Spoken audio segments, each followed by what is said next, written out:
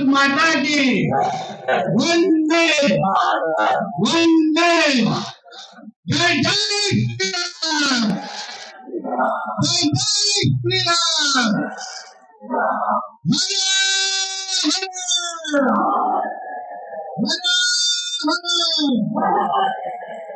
उपस्थित असलेले माझे सर्व हिंदू बंधू भगिनींनो आणि माझे सर्व हिंदू तरुण मित्रांनो, आज आपल्या धानूमध्ये येऊन आपण सर्व आमच्या हिंदू समाजाच्या बंधू भगिनींना आज आवर्जून भेटण्यासाठी आलेलो आहे. भेट कशासाठी होती आणि कोणाच्या जिरवण्यासाठी होती हे आपल्याला माहितीच आहे.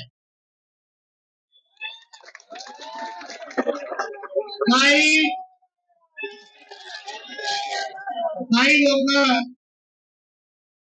इथे लायकीप्रमाणे जास्त गोळा व्हायला लागलेला आहे.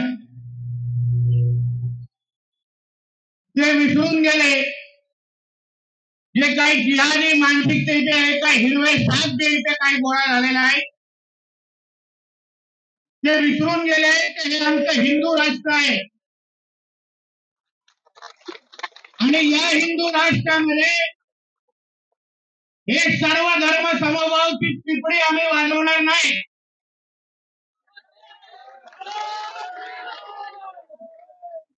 हे गंगा जमुना नदी टाका कुठला तरी भोकात आमच्या इथे चालणार नाही. या हिंदू राष्ट्रामध्ये पहिला हिंदूंचं हित बघितलं जाणार आणि मग सगळा जणांना मोजलं जाणार.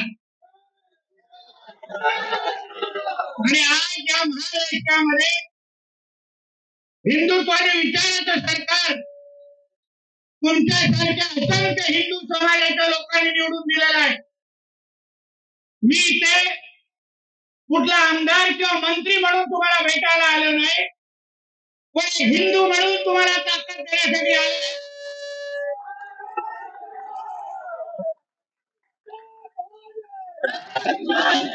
म्हणून कोणी हे कोण माझं भाषण ऐकत असतील, कारण का मला माहिती आहे मस्जिद में छुप छुप के मेरा भाषण सुनते हैं सब लोग.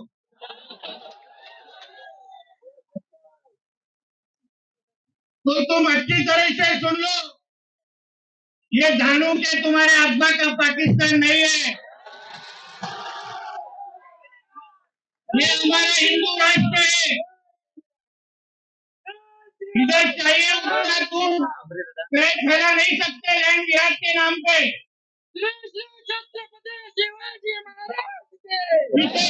जिथे पाहिजे तिथे तुम्ही तुमचे खळगे उभे करू नाही शकत, जिथे पाहिजे तिथे मदार उभे करू नाही शकत. आमच्या या हिंदू राष्ट्रामध्ये डॉक्टर बाबासाहेब आंबेडकरांचं संविधान चालणार, तुमचा शरीर लागू कायदा नाही लागणार इथे. ते शरीर कायद्याची एवढी तुम्हाला खाज असेल ते जावा तुमच्या इस्लामाबाद कराचीमध्ये. तुमच्यासारखी घाण आम्हाला इथे नको आहे. इथे राहायचं असेल तर डॉक्टर बाबासाहेब आंबेडकरांचं संविधान माना. आमच्या या हिंदू समाजाकडे कोणीही वाकड्या नजरेने पाहिलं. माझ्या एक हिंदू भावाच्या डोक्यावरची काय पट्टी लावली आहे, उसका तो चुन चुन के हिसाब लिया जाएगा, हे लक्षात ठेवा. मी इथे असलेल्या प्रशासनाला पण सांगेन, कोणाचं सरकार हे लक्षात ठेवा. या हिंदू समाजाने 2024 ला हिंदुत्वाने विचाराचं सरकार म्हणून आम्हाला निवडून दिलाय. कुठला गोल टोपी आणि दाढीवाल्यांनी आम्हाला निवडून नाही दिलाय. म्हणून आम्ही जे काही करतोय त्या हिंदू समाजासाठी पहिला करणं हे प्रशासनाच्या काही कावळ्यांनी लक्षात ठेवावं. माझ्याकडे काही नावं आली आहेत, भेटलोय त्यांना माझ्या भाषेत. आता जेव्हा मुंबईला जाईल तेव्हा जो काही कार्यक्रम करायचा मुख्यमंत्री साहेबांना करून निश्चित पद्धतीने करीन, हे लक्षात ठेवा. कोणी पाहिजे तसा नगरपालिकेमध्ये बसतात, कोण पोलीस खात्यामध्ये बसतात. पोलीस खात्यामध्ये बसलेल्या अधिकाऱ्यांनी समजून घ्यावं.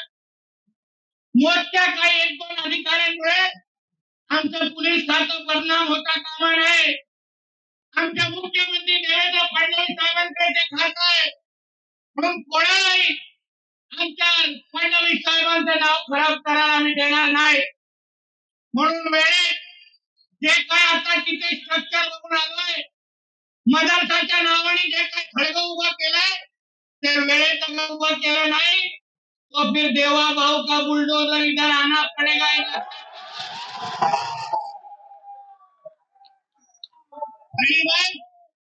तुमच्या नाही येणार मूल्य बोलवे वाचवण्यासाठी कोणाला एक लक्षात ठेवा. मग आम्ही कसं भगवंताचे आम्ही कसं म्हणून जे नियम कायदे आहेत ते प्रत्येकाने पाळावेत.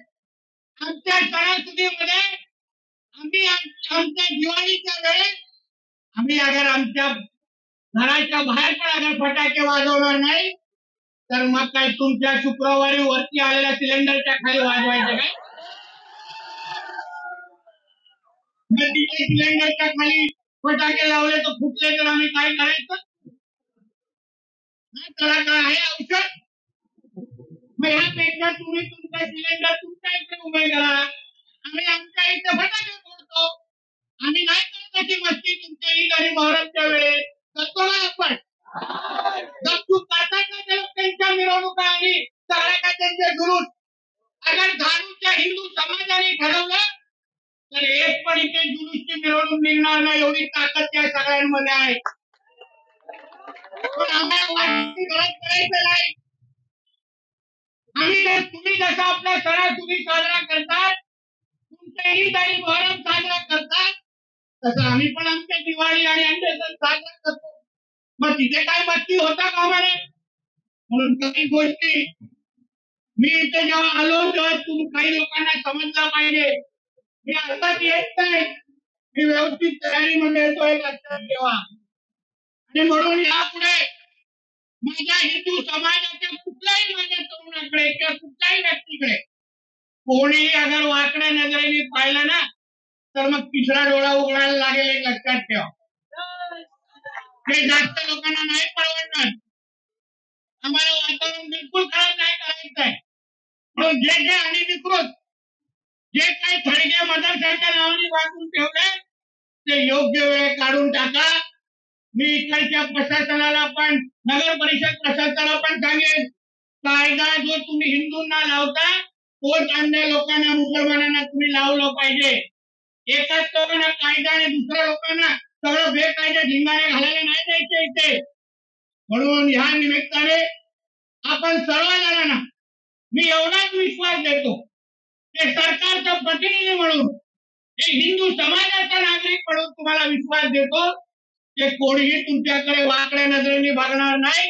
एवढी ताकद तुमच्या ह्या निवडलेल्या सरकारमध्ये आहे. तुम्ही बिंदास राहायचे.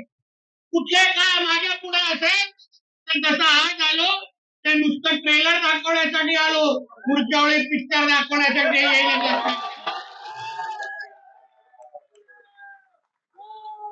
आणि माझा पिक्चर खूप लोकांना नाही परवडणार. बिना तिकीट असतो हे लक्षात घ्या. म्हणून परत एकदा आपण सर्वजणी इथे आलाय, माझं स्वागत केलं, एवढ्या मोठ्या संख्येने जमलात. ही ताकद, ही एकता, ही एकजूट ही आपल्या हिंदू समाजासाठी महत्वाची आहे. ज्या ज्या माझ्या हिंदू समाजाच्या तरुणांनी त्या दिवशी एकत्र आले आणि त्या दिवशी जे फटाके फोडले त्यांना मी मनापासून त्या सगळ्या वीर तरुणांचं मी मनापासून अभिनंदन करतो. या अशाच एकजुटीमुळे हिंदू समाज याकडे कोणी वाकड्या नजरेने बघू शकत नाही. म्हणून परत एकदा आपल्या सगळ्यांचे आभार मानतो. इथेच सांगतो जय हिंद, जय महाराष्ट्र आणि ओम जय जय श्रीराम.